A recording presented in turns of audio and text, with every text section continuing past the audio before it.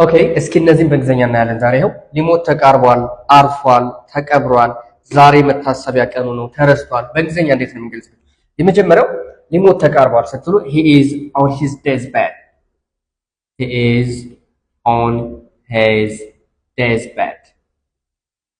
በቃ almost ሊሞት ተቃርቧል አርፏል ስትሉ he passed away there are a lot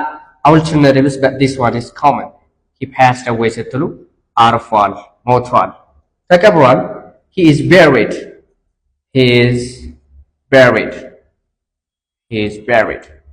ዛሬ መታሰቢያ ቀኑ ነው ስትሉ ደግሞ today is his memorial day today is ጨምሩበት እዚህ ጋር his memorial day alright እናንተ ተረስቷል ስትሉ በእንግሊዘኛ ምን እንደምትሉ ታስቀምጣላችሁ ፎሎ ማድረግ እንዳይረሳ thank you